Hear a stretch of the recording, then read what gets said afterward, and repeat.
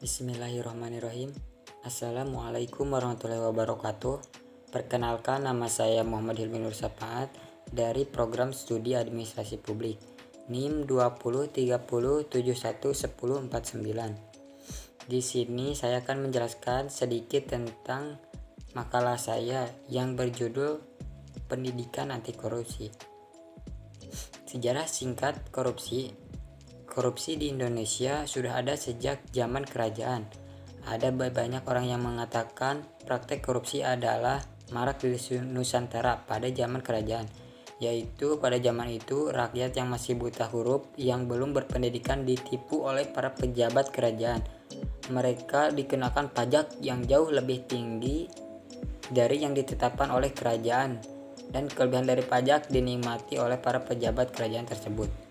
Kemudian pada zaman penjajahan, POC yang merupakan serikat dagang yang dibentuk oleh Belanda untuk memonopoli perdagangan di Asia, dipelesetkan menjadi Pergan Onder Korupti yang berarti hancur karena korupsi. Yang selanjutnya, pengertian korupsi. Kata korupsi berasal dari bahasa Latin corruptio, corruptus. Selanjutnya dikatakan bahwa corruptio berasal dari kata compere, suatu bahasa Latin yang lebih tua. Di Malaysia terdapat peraturan anti korupsi. Dipakai kata risuah, berasal dari bahasa Arab riswah. Menurut Kamus Umum Arab Indonesia artinya sama dengan korupsi. Andi Hamzah 2002. Terus ada faktor penyebab korupsi. Yang pertama ada faktor politik, yang kedua ada faktor hukum, yang ketiga ada faktor ekonomi dan birokrasi, dan yang keempat ada faktor transnasional. Dan yang D ada dampak masif korupsi. Dampak yang pertama yaitu ada dampak ekonomi, yang kedua ada dampak sosial dan kemiskinan, yang ketiga ada dampak birokrasi pemerintahan, dan keempat ada dampak politik dan demokrasi, yang kelima ada dampak terhadap penegakan hukum, yang keenam dampak terhadap hankam, dan yang ketujuh yang selanjutnya yaitu dampak kerusakan lingkungan. Dan yang selanjutnya ada nilai dan prinsip anti korupsi. Nilai-nilai anti korupsi itu yang pertama butuh kejujuran, dan yang kedua kepedulian, yang selanjutnya kemandirian, kedisiplinan, dan tanggung jawab.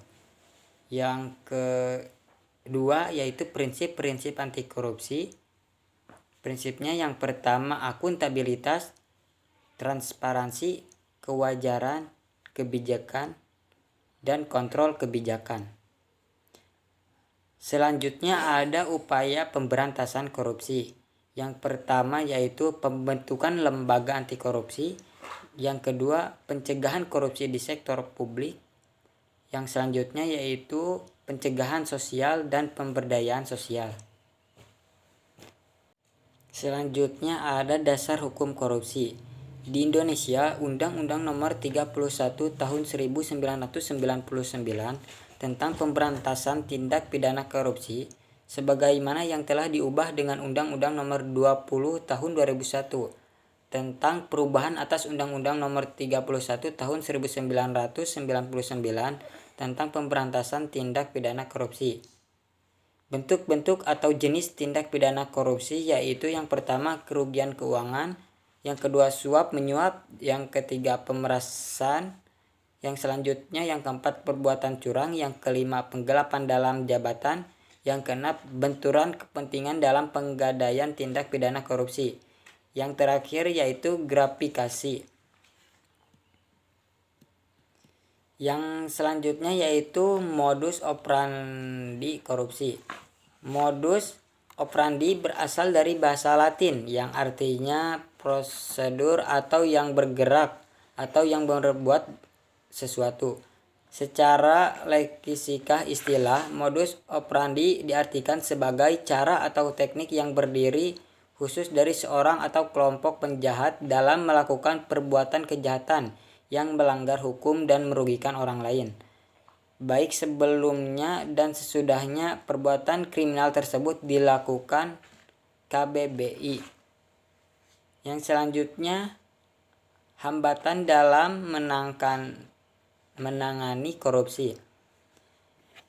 Yang pertama, hambatan struktural, yaitu hambatan yang bersumber dari praktik penyelenggaraan negara dan pemerintahan yang membuat penanganan tindak pidana korupsi tidak berjalan sebagaimana mestinya. Dan yang kedua ada hambatan kultural, yaitu hambatan yang bersumber dari kebiasaan negatif yang berkembang di masyarakat.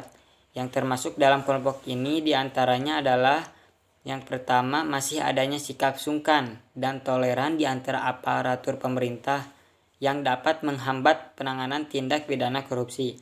Terus kurangnya pembukaan pemimpin instansi sehingga sering terkesan toleran dan melindungi pelaku korupsi. Yang ketiga ada hambatan instrumental, yaitu hambatan yang bersumber dari kurangnya instrumen pendukung dalam bentuk peraturan perundang-undangan yang membuat penanganan tindak pidana korupsi tidak berjalan sebagaimana mestinya, yang termasuk ke dalam kelompok tersebut.